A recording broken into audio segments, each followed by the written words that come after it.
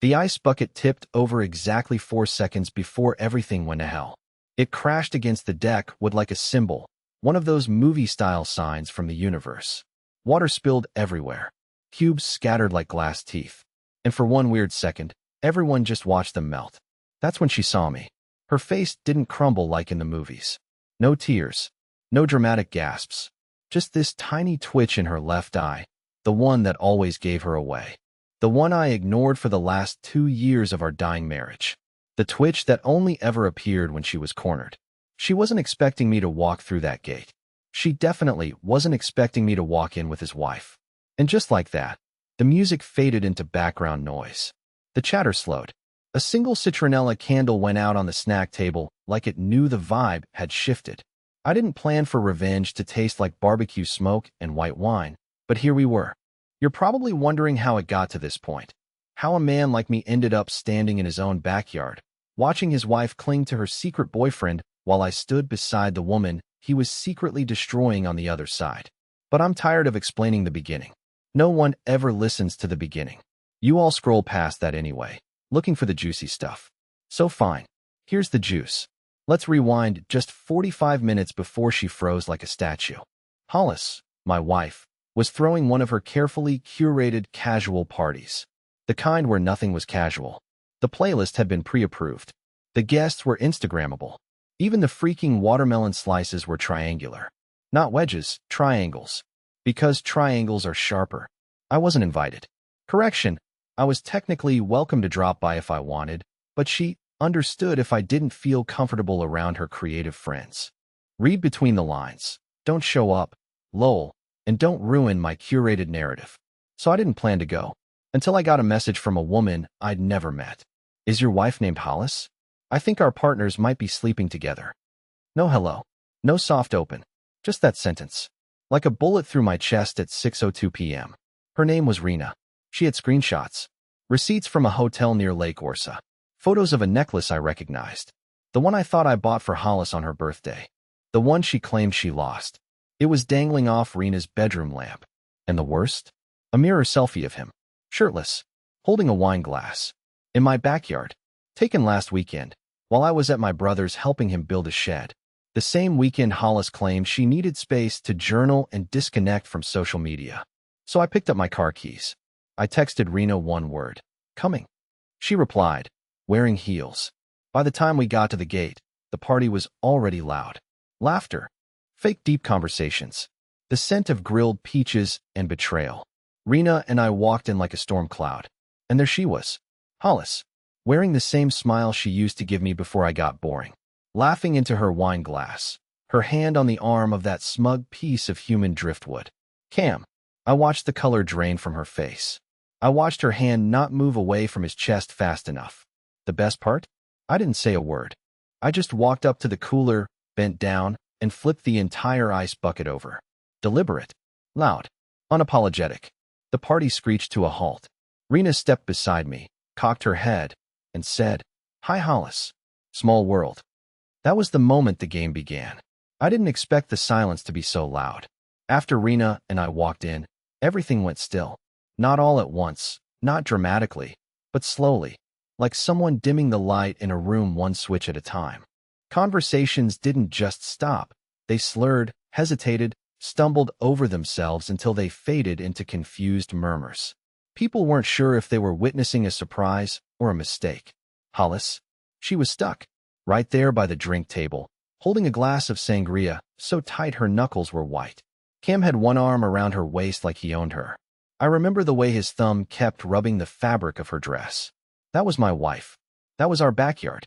And that was the moment I realized how far I'd let myself rot in silence.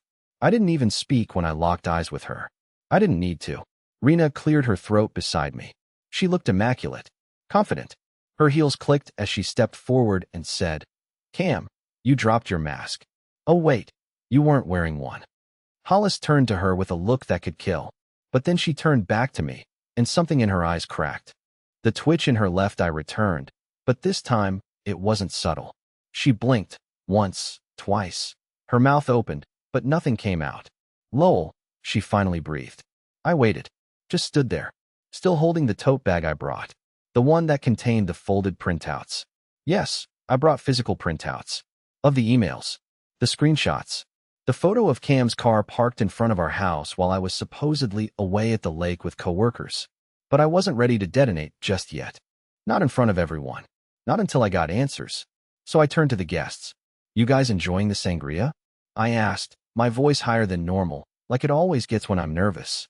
Because I just found out it's been served with a side of betrayal. A couple of awkward laughs. People thought it was a joke. Poor Cheryl from next door even raised her glass, thinking this was part of some elaborate toast. Rena stepped closer to Cam now. Did you tell her about me? She asked. Did you tell either of us the truth? Cam finally opened his mouth, but Hollis beat him to it.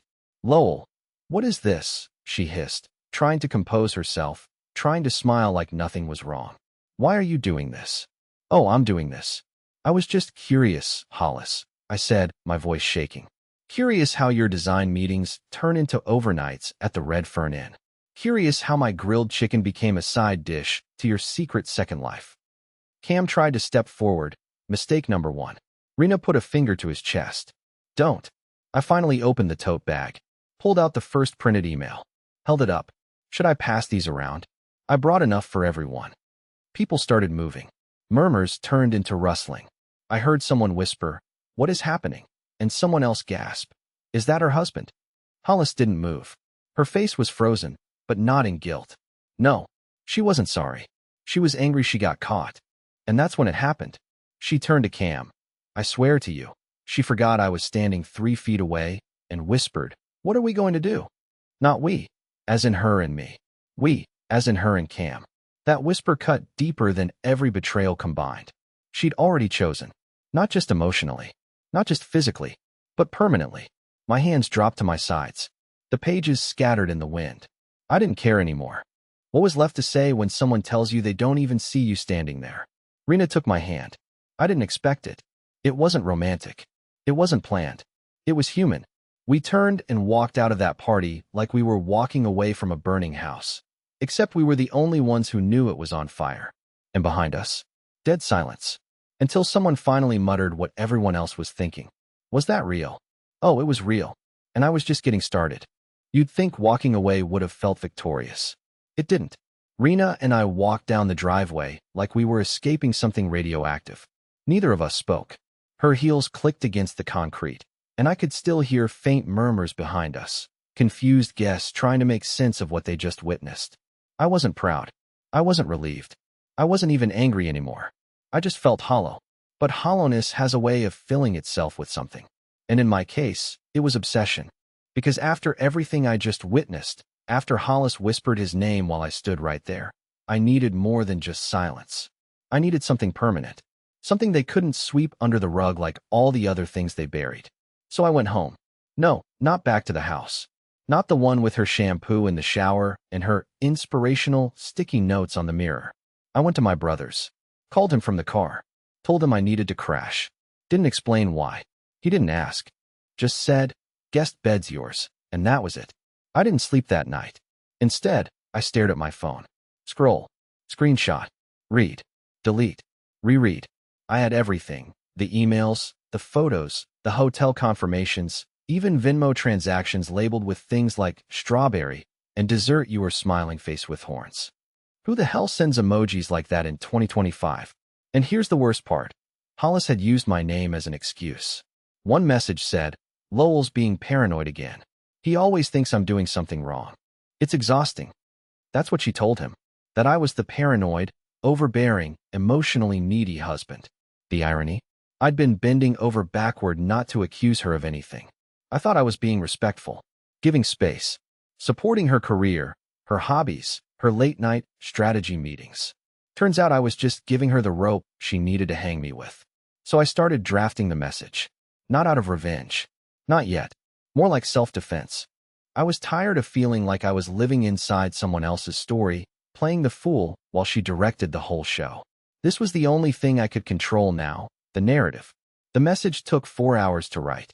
I edited it more than any email I've ever sent at work.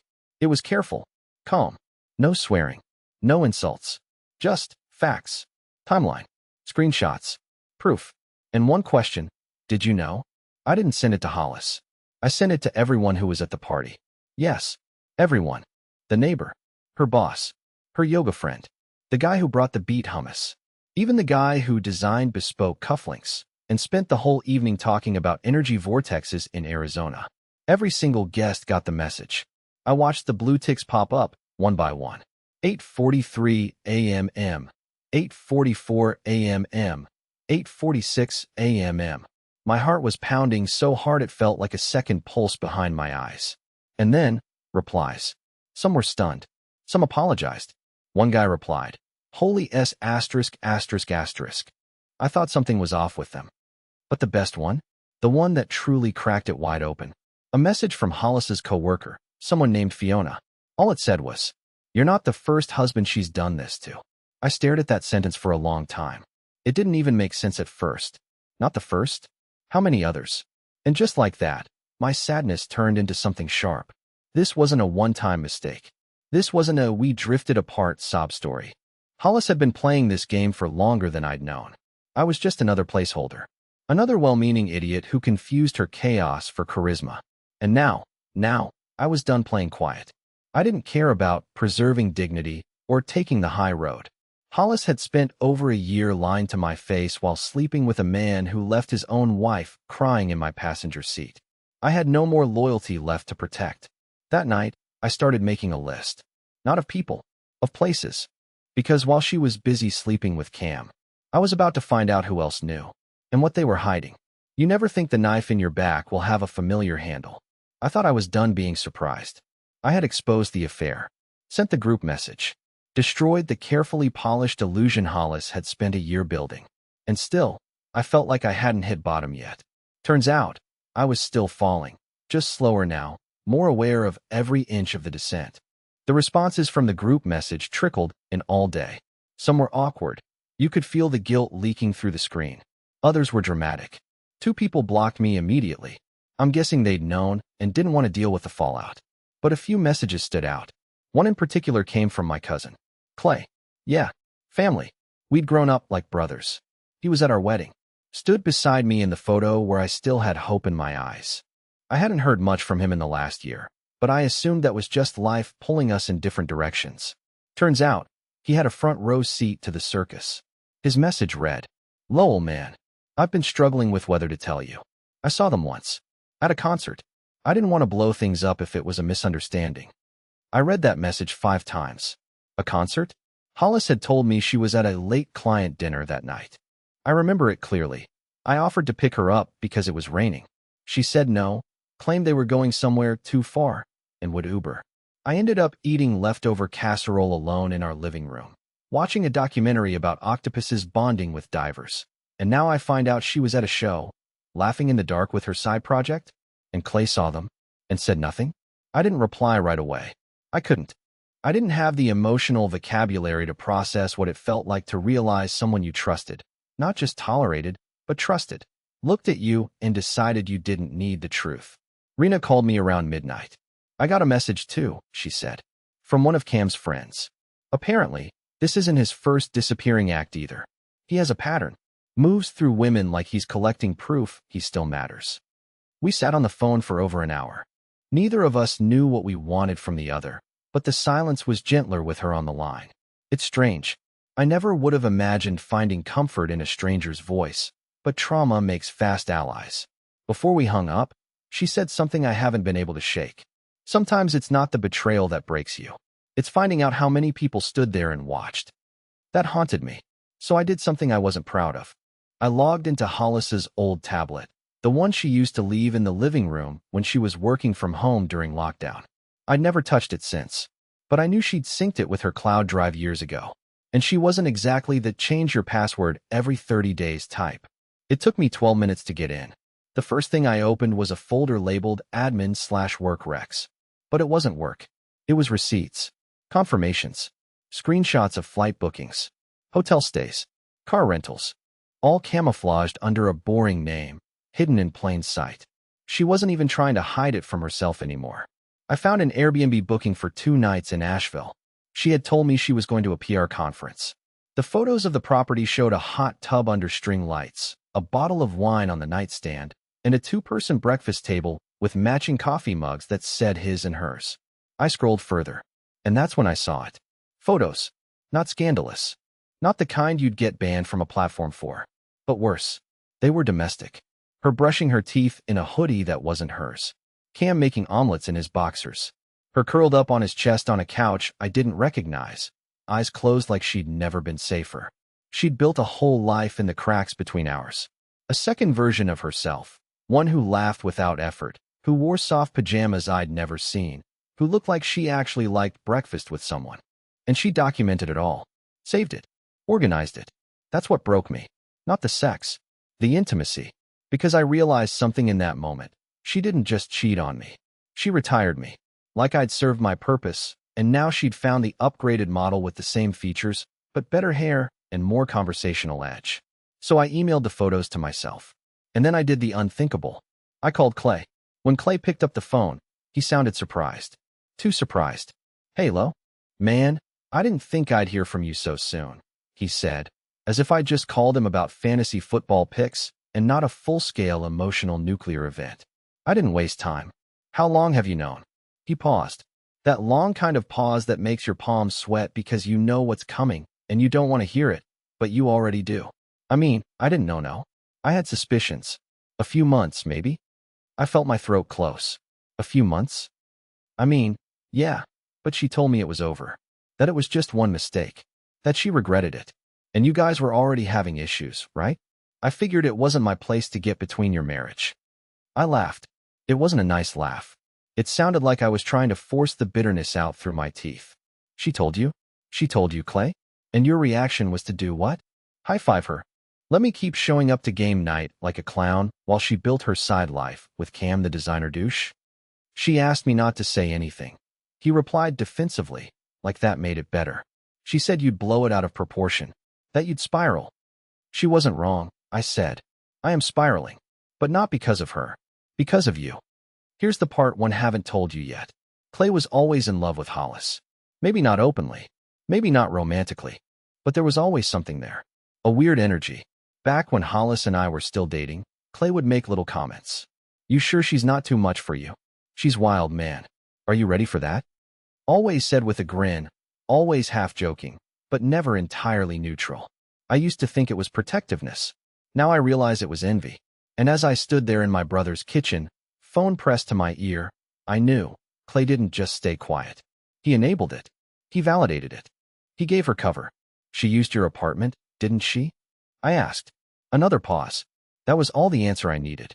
I hung up. Just like that. No screaming. No closure.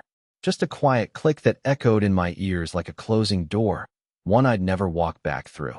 I spent the next hour pacing like a lunatic. I opened the fridge and stared into it without taking anything. I checked my phone, even though I knew no one would text. I sat on the couch, then stood up again. I had too much adrenaline to sit still and too much heartbreak to move. So I went back to the tablet. It felt like opening a crypt. Every folder was a layer of lies. She'd saved voice memos, even clips of herself practicing presentations for work, but Cam's voice was always in the background. Little snippets.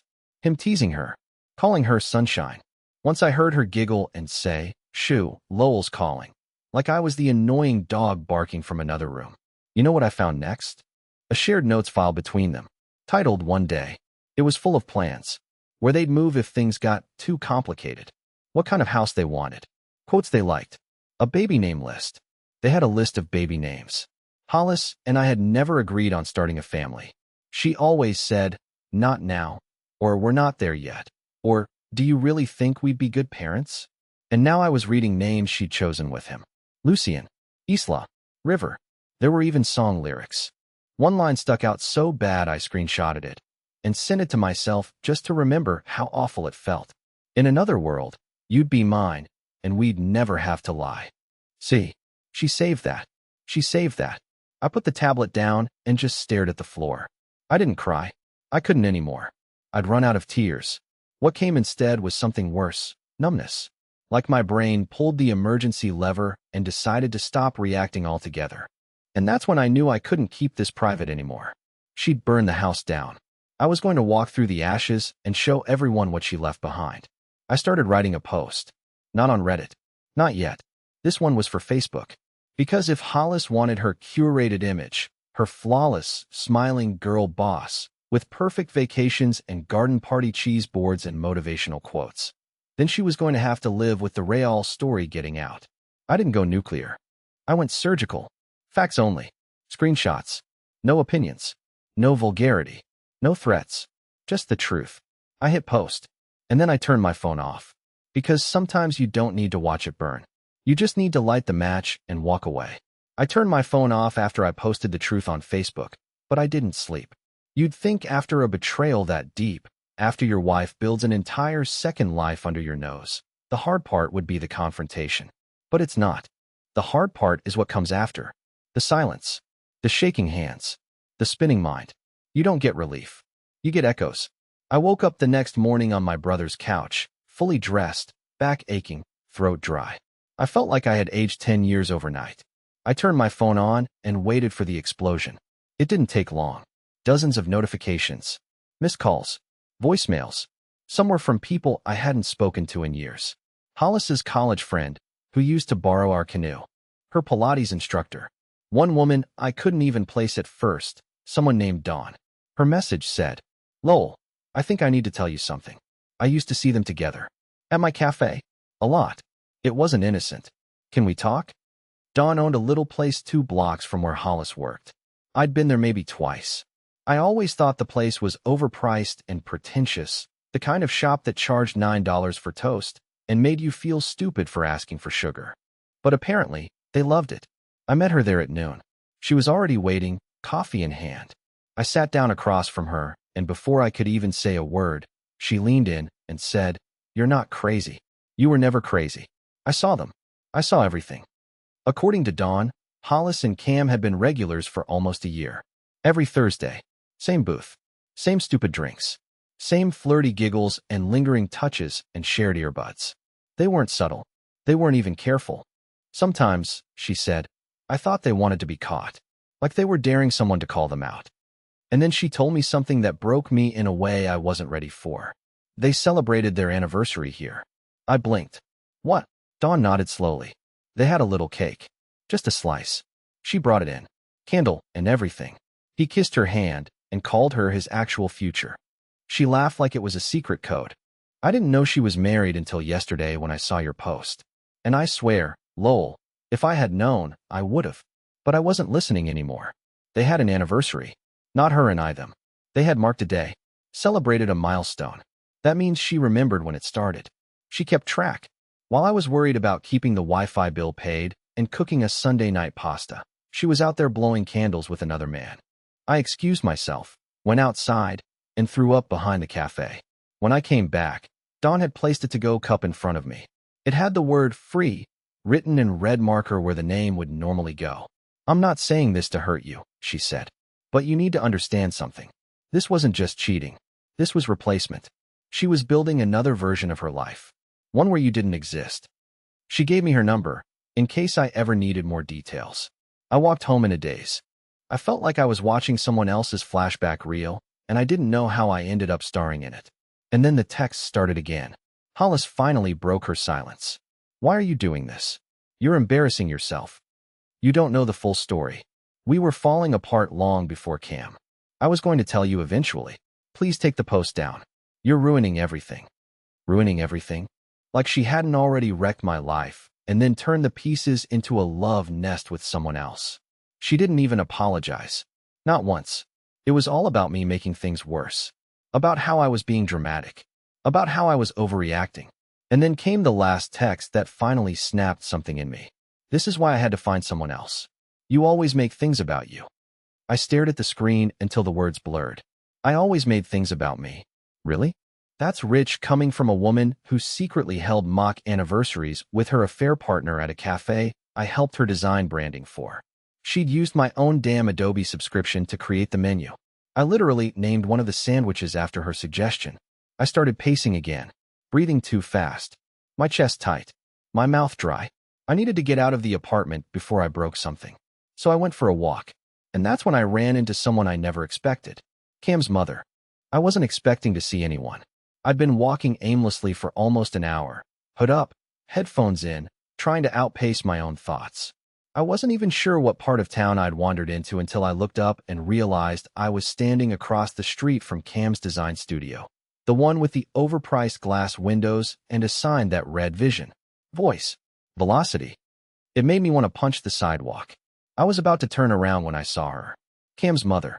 She was sitting at a bench out front, bundled in a scarf, sipping something from a paper cup. I didn't know her well. We'd met twice, once at a Christmas party Hollis dragged me to, and another time when Cam tried to sell me on helping renovate our porch. But she recognized me instantly. She didn't flinch. She didn't scowl. She waved me over. I hesitated. Everything in me said no. But my legs didn't listen. I walked across the street like I was in a dream, like I was watching someone else take each step. When I got to her, she simply patted the bench and said, "You should sit." I sat. She looked at me for a long time. Her face was gentle but heavy. Not the kind of heavy you get from age, but from years of watching things collapse around you while you smile for the photos. "I read your post," she finally said. "I know everything." I didn't know what to say. My mouth opened, then closed again. I felt 12 years old. Humiliated. Powerless. She nodded slowly, then added, "I'm sorry." I blinked. "You're sorry? For what?" She gave me this look. Not pity, not sympathy either. Something more complicated. For what he did. For what she did. For how none of this should have landed on someone like you. I wasn't used to that. People don't usually say things like that to me. People don't see me like that. I asked her, "Did you know about them?" She hesitated, then nodded. I suspected. Cam doesn't let people in often, but when he does, it's usually a mess. I told him once, "You don't fix emptiness by stealing someone else's light." Her words hit harder than I expected. Then came the part that turned my stomach. "He's done this before." I froze. "Affairs." "More than that," she said quietly. "Cam doesn't fall in love. He infiltrates. He makes people feel chosen, important, like they're the one piece missing from his puzzle. But once he gets what he wants, he starts looking for new pieces." "And Hollis?" I asked, not sure I wanted the answer. She was just a new shape. For now. I stared down at my hands. My nails had crescent-shaped dents in them from how hard I'd been clenching my fists without noticing. Then she told me something else, something Hollis probably didn't know either. "He's leaving." "What do you mean?" "He accepted a position in Denver. A full relocation. I think he's trying to skip town before the fallout buries him. He does this. He never sticks around for the cleanup." My heart started racing. "You're telling me Hollis threw away our marriage for a man who's about to disappear?" She didn't answer. She didn't have to. I felt something in me fold, like a piece of paper collapsing into itself. And then she said one more thing, so quietly I almost missed it. "He told me once she reminded him of someone. Someone from years ago. Said it felt unfinished." I think that's all it ever was. A selfish need to finish something that didn't belong to him anymore. It didn't make me feel better. It made me sick. Because I knew what was coming now. I could see the next chapter before it even started. Hollis was about to find out she wasn't the main character in this story. She was just another page. And when Cam turned it, she'd be left holding the pieces of the life she broke trying to chase him. And somehow, that didn't make me feel vindicated. It made me feel more alone than ever. As I stood up to leave, Cam's mom said, "I hope you find peace. You didn't deserve any of this." I nodded. But deep down, I didn't believe her. Because part of me still wondered, what if I did? 3 days after I ran into Cam's mother, I received an email from Hollis. Subject line, "Please talk to me." I stared at it for a full 10 minutes before opening it. Not because I was afraid of what she'd say, but because I already knew the rhythm of her manipulations. I knew the cadence, the false softness, the guilt wrapping, the passive-aggressive lines buried under apologies she didn't mean. But still, I opened it. Inside were 4 paragraphs. She said she was sorry. Said she never intended to hurt me. Said she got caught up in something she couldn't control. That she missed us. That Cam had left, just like that. Gone to Denver. No warning, no goodbye. That she felt used, discarded. That I was the only person who ever really saw her. She asked if we could meet. Just to talk. I didn't respond. But I did show up. I needed to hear it. Not for her, for me. For the ghost of the man I used to be. The one who had spent so many nights pacing the hallway wondering why he never felt enough. I needed to bury that version of myself, properly. We met at a small park on a Tuesday afternoon. It was cold. The sky was flat gray, no wind, no sound but the crunch of leaves under her boots. She looked older, not aged, exactly, but dimmed. Like the part of her that was always performing had finally run out of scripts. "Lowell," she said, breath visible in the air. "Thank you for coming." I didn't speak. She launched into her speech, a remix of the email, with some added tears and dramatic pauses. She talked about loneliness, about pressure, about how she wasn't proud of how things happened. And then, finally, the real reason she asked me there. "I want to try again." I think I smiled. Not a cruel smile. Not angry. Just tired. "You don't miss me," I said. "You miss the stability. You miss the version of me who didn't know better." She didn't deny it. "I always thought you were the safe option," she admitted. "The steady one. The backup plan." "That's the thing about backup plans," I said. "Eventually, they realize they deserve to be the first choice." I stood up, buttoned my coat. She started crying for real then. No mascara, no performance. Just quiet, breathless weeping. It didn't shake me. It didn't soften me. It didn't make me want to stay. "I hope you figure yourself out someday," I said gently. "But I won't be the one you destroy while trying." And then I left. That was 5 months ago. Since then, I've moved into a new place. Smaller, quieter mine. I finally put those tomato plants in the ground. I got promoted at work. Turns out I'm pretty good at what I do when I'm not emotionally unraveling in secret. Rena and I still talk. Not romantically, but we check in. Trauma bonded us, but healing kept the door open. Who knows? Maybe something will grow from it. The weird thing? I'm not angry anymore. I don't wake up replaying scenes or rewriting conversations in my head. I don't check her social media. I don't flinch when I hear her name. She's just background noise now. A lesson I needed. A wound that finally stopped bleeding. Some stories don't end with revenge. Some end with release. And for the first time in years, I'm free.